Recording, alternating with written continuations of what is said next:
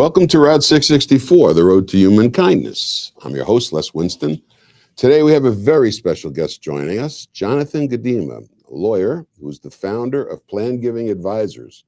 With over 2 decades of experience in the field of plan giving, Jonathan helps nonprofits build successful plan giving programs and better connect with their donors. He's also the author of Plan Giving, the blog that is on his website, and he's the founder of the Plan Giving Bootcamp webinar series. We are so excited to have him here with us today to share his insights into the world of plan giving. So let's get the show on the road and welcome Jonathan Gudema. It's going to be a great ride. Thank you, Les. It's my pleasure to be here with you. Nice to meet you. So plan giving is something, maybe I have some listeners out there who want to know what plan giving means. So is that like planning for your demise? What is plan giving? All right, so it's a great question. On the most simple way to look at it is plan giving is any gift that's usually after death, some sort of either through your will or through some tax advantage structure like a charitable remainder trust, Section 664, right. Other similar plans. But what I tell people when I give my courses is that, there's a lot of ways you can define it. It's the vehicles, it's either bequests, or it's these charitable remainder trust or charitable gift annuities, structures that give some upfront tax benefits. But what I tell people is what plan giving really is an aligning of values. When an individual realizes that they're not going to be here forever, there is an aspect of mortality. And they're looking for institutions that are going to perpetuate the values that are important to them. So how does the plan giving fit into that? In other words, what is it? What are we actually planning for? What is going to happen? Well, these are really after death gifts. I mean, that's the real issue is, this is people who are mainly nonprofits, and I'm looking at it from a nonprofit perspective. And I know this is an audience, maybe more of an advisor perspective, but for the nonprofits, our goal is to make sure that our prospects realize that this is another opportunity for them. They can make annual gifts, they can make bigger gifts, campaign gifts, but we also want them to consider us, this is for my clients, we want them to consider our nonprofits as for the legacy gift. In other words, to have a longer impact on the charitable entity. Yeah, and usually it's after death. Usually most of these gifts don't reach the nonprofits till after they pass away. So it's a different type of gift. You usually don't look at a planned gift to do an immediate impact. You look at it. Right. That was my point. I guess that it's forward looking. That you're asking the donor to be forward looking with the way that they plan to support a charity. Correct. That was the bargain. That's the bargain that the IRS, that the Congress gave us in 1969 in Section 664, which we talk about all the time on the program, that it's a tool of planned giving where you can leave a legacy at the end of your life. So do you find that nonprofit organizations are actively pursuing planned giving? Is it something you have to twist their arm to do? So, what is this? What's the issue that you're dealing with when you're working with a nonprofit? Yeah, so on the higher end, I mean, the larger nonprofits, the more established universities, and the larger organizations, Nature Conservancy, Salvation Army, big places like that are extremely invested in planned giving, and the revenue at these organizations is probably 20 to 30% from planned giving dollars. Some of it's huge. So on the high end, there are the big organizations have invested in it for 20 or 30 years or more, and they're seeing the results. Right. On the low end, which is typically my clients, are organizations that are 20 years behind the ball and just starting out. So the challenge I find is that I'm mostly working with startup planned giving programs and usually limited staff resources, and they're paying me to help them, but I have to push them to get things out, to get the marketing in place, to get the conversations going, to get whatever infrastructure is needed. That's my job. That's what I'm building into my contract with the nonprofits. Right. So you work with smaller nonprofits because most smaller nonprofits don't really have the background or the experience to deal with longer term gifts. I guess you out there and who are listening are wondering, how does a nonprofit organization continue for all the years that it does? And I think that the planned giving is a major part of that. Wouldn't you agree, Jonathan? Yes, yeah. If you ask me where endowments have come from, let's say in university world, they come from planned gifts. They come mostly through bequests. All these huge endowments, Harvard had years ago had over $30 billion endowment. These come through planned gifts, primarily bequests. The more sophisticated organizations like Harvard or Stanford, or they're going to do more complex gifts. They're going to do more charitable trusts. They're going to do more annuities. But essentially, this is how you build your endowment. And is that because, just I don't mean to interrupt you every time, but Sure. to keep it as a conversation, what the Harvard has, of course, is it has a pretty good base that it can pull from. It also has a lot of people who can explain how this works. You hit on the word endowment. Endowment, of course, is part of what our whole theory of social charity is, that we want to build endowment squared. That 664 equals endowment squared. An endowment being the endowment of the individual first, and then the endowment of the organization. So a bequest, however, is not the same thing. Do Correct. a lot of the smaller organizations rely more on bequests and not as much on planned giving because it's more complex? Correct. Yeah. Yeah. The less experienced organizations, the 99.9% of their planned giving will be through bequests. That doesn't mean, and my clients that come to me, quite often they're actually scared to get involved in the vehicles. And what I tell them, I say, listen, let's just tell people we can do them all, and I'll be gladly help any individual. Charter Mandate Trust in particular are set up usually with the donor and the donor's own advisor. So I push my clients to be out there to offer all types of gifts. And sometimes even a small organization will do a complex gift. But primarily the smaller organizations medium-sized organizations are going to promote bequests. And that's going to be the primary focus, and maybe IRA beneficiary designations. And then I always encourage everyone, tell them you can do these things, Do you work with chartered advisors in philanthropy, people who have a CAP designation? I have not too much in my career, not that I know of. I could teach courses in that. I've been on the legal end on this stuff a lot of my career. So So as a lawyer, are you taught this in law school? So in law school, I focused on tax, and that was tax and estates and trusts. It took a couple of years. I actually practiced as a criminal defense attorney and did civil litigation.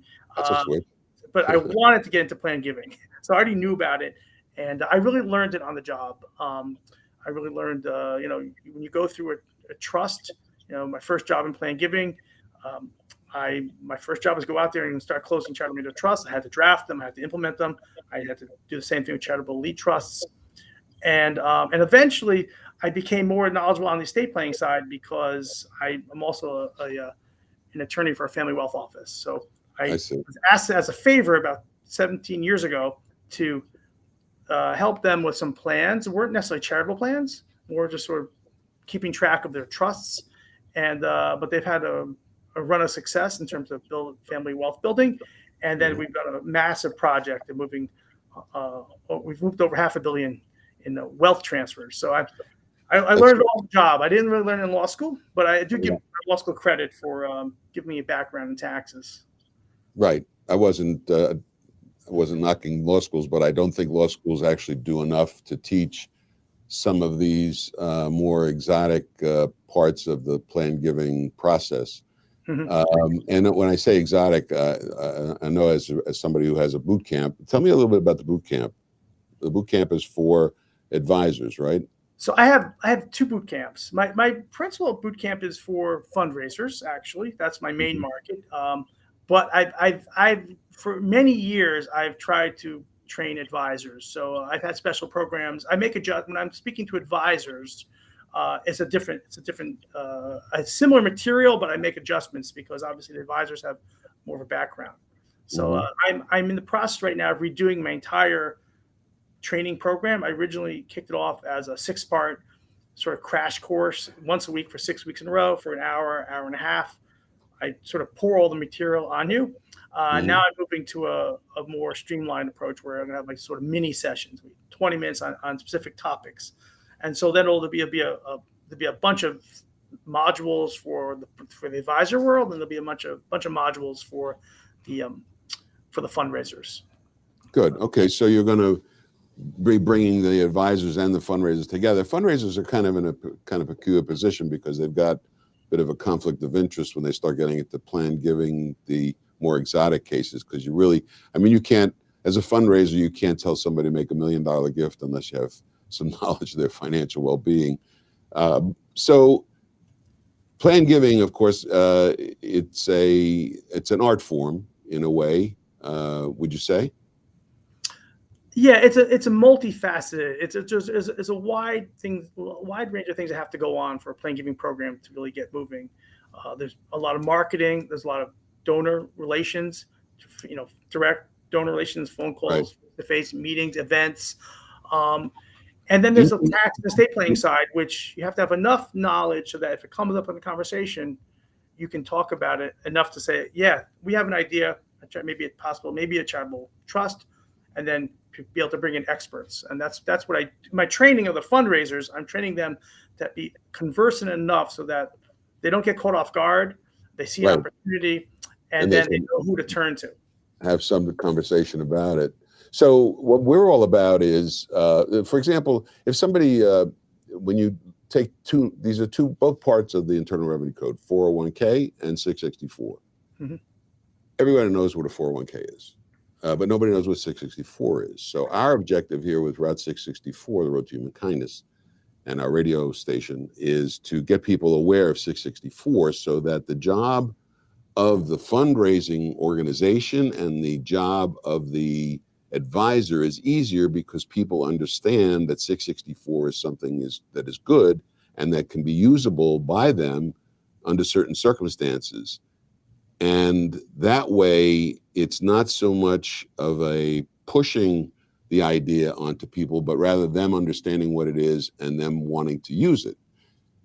So my experience lately with regard to fundraising is that it's important to do something for the donor. And planned giving, how does planned giving help the donor? Oh, well, they're putting aside bequests, and obviously bequests is, you put something in your will, and there's nothing immediately coming to you except for the satisfaction you've made a legacy gift. But when it comes to these vehicles, the donors are putting in capital. They're usually avoiding capital gains if they're putting in appreciated stock or a house or some other asset into one of these trusts. They're getting income tax deduction, and they're be able to build. There's so many options with charitable mandate trusts, as you know, and I'm sure you talk about a lot.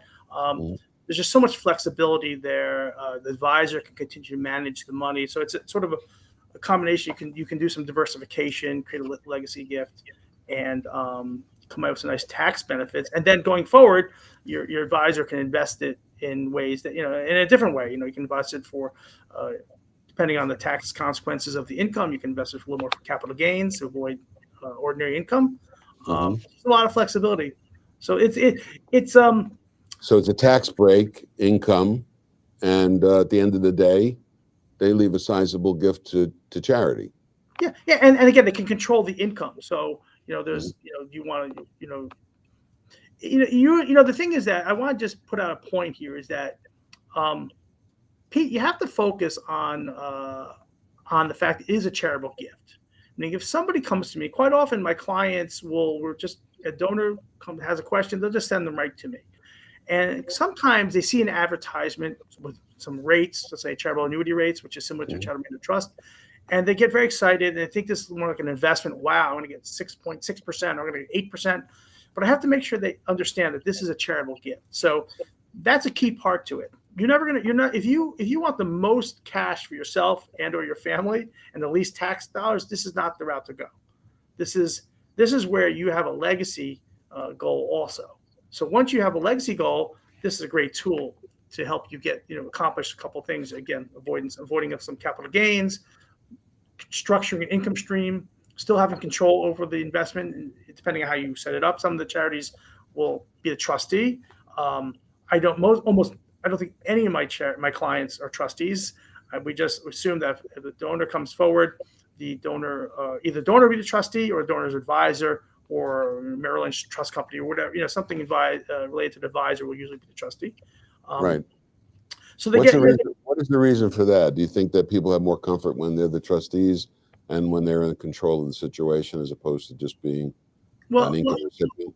Yeah, well, I actually probably most people prefer not to be so involved. Most of them say, I don't want to be involved. But the reality is that having some sort of control, or at least their advisor, the same advisor they've been working with, is a comfort level for the individuals. So, what I tell people, I say, listen, it's going to look your account. The money right now, the stock is right now in your account at pick a bank, on Merrill Lynch. Yeah, okay. Okay, it's at Merrill Lynch. There's going to be another account. You're going to see the assets, but they're going to be in a separate account now under Chatham Trust, which will be managed by a Merrill Lynch Trust Company or whoever the trust company is. And so it gives the donors a sort of a feeling of control. But of course, you have to realize that they don't really control it anymore. They can't just take the money out. They're now set to get payments from it. So it's just, they can't leave it to their kids either. It's going to go to charity, so they disinherit their heirs a little bit when they do these gifts, but they have to be willing to exchange that, and it has to be in a position where they can do that. A lot of people don't want to leave everything to their kids. My guest is Jonathan Gudema. Again, Jonathan is the founder of Planned Giving, the Planned Giving blog and boot camp about planned giving. And Jonathan, you can be reached how? Oh, you want to reach out to me? Great. Jonathan at plannedgivingadvisors.com. And the last part of my advisors was ORS at the end. That's the best way to reach me, through email, or you can go to the Planned Giving blog, which is my website, www.plannedgivingadvisors.com, and there you can also find contact info. And I'm very happy that we had this conversation, because I am rebuilding my training programs, and we're looking to really have an advisor sessions, and only the last message to the advisor world, for those who are from the advisor world, is that find guys like me to guide you through this, because it's a broad field. It's not just about Chatham Trust, and that's how I got into the field. My first gifts were Chatham Trust. That's what I did. But I found over the last transactions, there's a lot more there, and your involvement with a nonprofit can be very fruitful as an advisor, because they want your expertise, and maybe you'll be a speaker, but you have to get a feel for the politics of the fundraiser's position. So quite often an advisor, we need advisors to join presentations, and I give presentations all the time for my clients. And I say, well, let's get an advisor on your board or somebody's involved. So I recommend, get involved with a couple of nonprofits, offer to be on an advisory committee and to see what they're doing in terms of planned giving, and be open to the whole field. And there's a lot of opportunities. And then on the details, I've done a lot of I've been on the end of correcting not well done trusts. So just be careful. The advisor world was very big in trusts, and a lot of them were not done so well. So they need to go to somebody that is an expert in the area or has expertise in the area. And that's why we do have a listing on our website at socialcharity.org, which we're going to add your name to, Jonathan, so that people can find you when they want to find an advisor who can work in this area of 664 and the other social charity devices. We haven't talked about pooled income funds or charitable gift annuities per se, but those are the other parts of the social charity world. So our objectives are aligned, and we certainly appreciate finding other advisors in the country who understand how to use those sections of the tax code and help their clients do a better job with their planning and planned giving as most important in our conversation today. Jonathan Gudema, thank you for joining us on Route 664, the Road to Human Kindness. Okay, thank you for having me. Thanks a lot, John. So you need to tune in daily at noon on Route664.org to gain knowledge from the mentor of Titans for over 27 years. Take control of your life and unlock true potential by listening to the Daily Mastery Podcast. Discover the secrets of successful people on the Daily Mastery Podcast, hosted by Robin Sharma. The podcast will help you uncover mental models, daily routines, productivity tactics used by elite performers to achieve great success. Get the insights you need to live a world-class life and speed up your growth in leadership, business, and impact on the planet. And you can tune in, listen to Robin Sharma on Route664.org. I want to talk to you a little bit about something that's been on my mind for a while, and that is Safe Schools, Great Schools. The Safe Schools, Great Schools project of the Endow American Network Foundation is one of the most important that we've embarked on.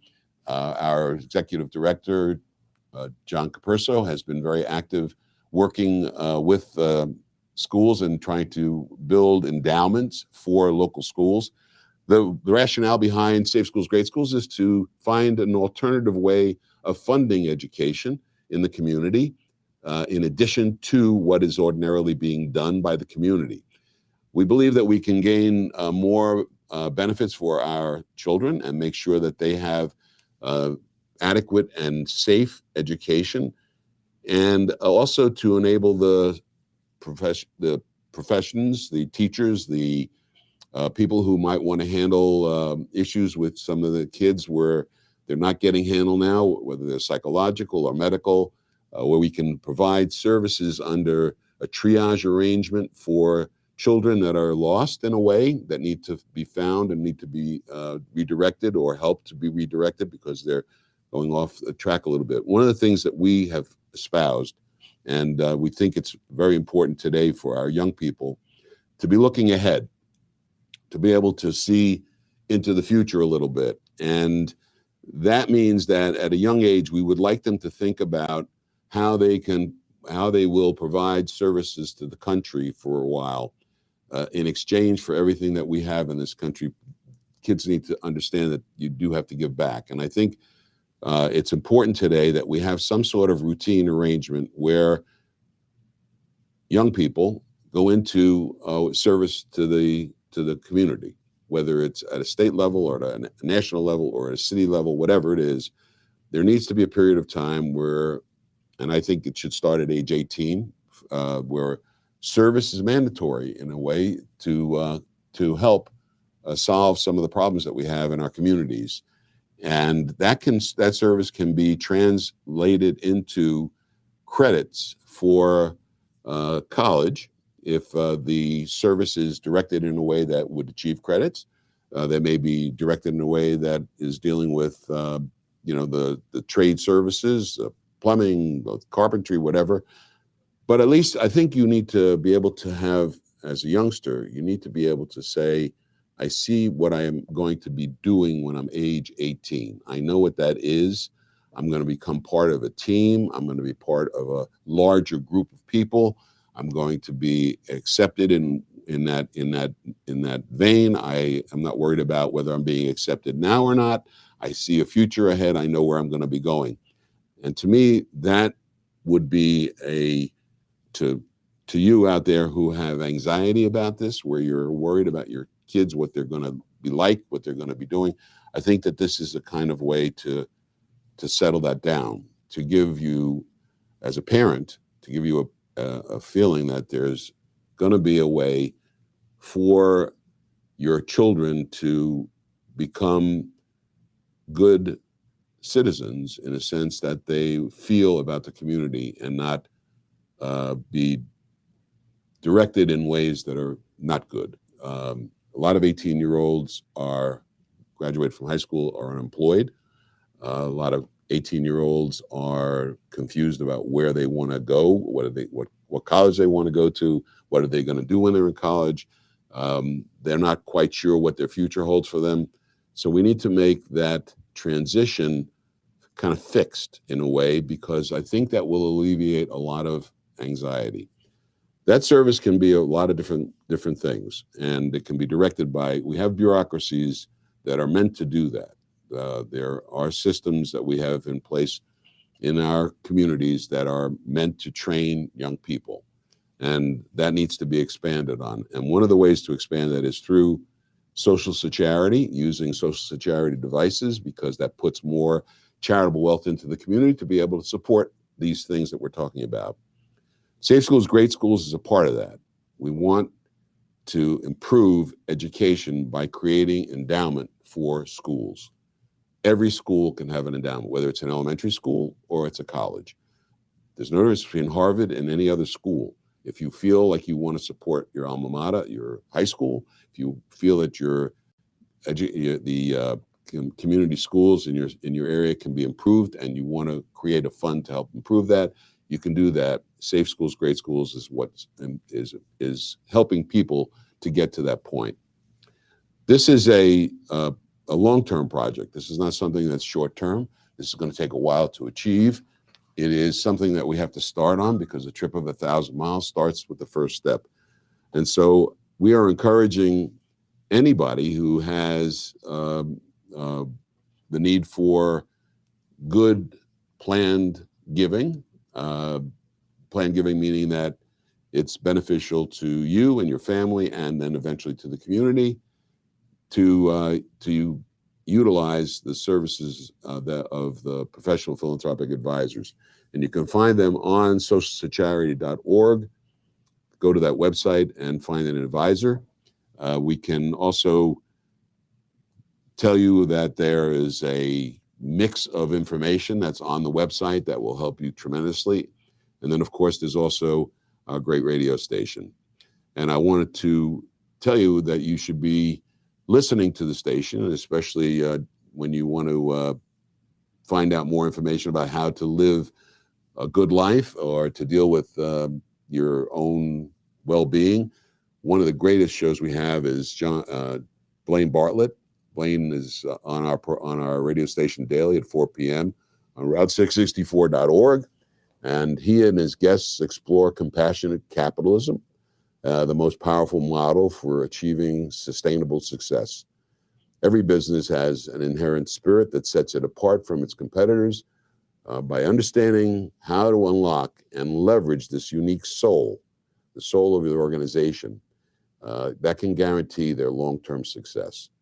So tune in Monday through Saturday to discover how compassionate capitalism can be used to benefit every living thing on Earth.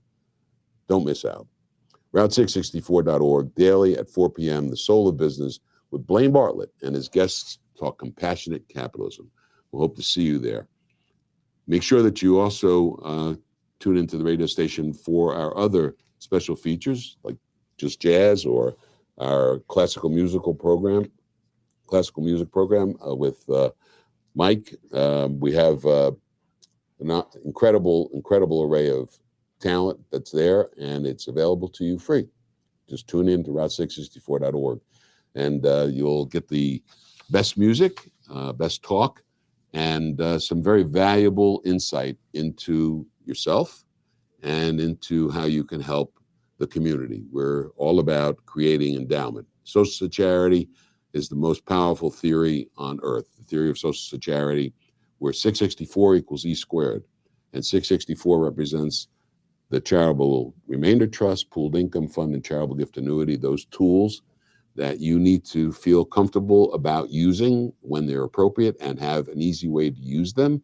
And again, I want to direct you to finding an advisor who can help you do that, where the advisor can look at your situation and make the best recommendations using plan giving tools that are offered through the social charity sections of the tax code.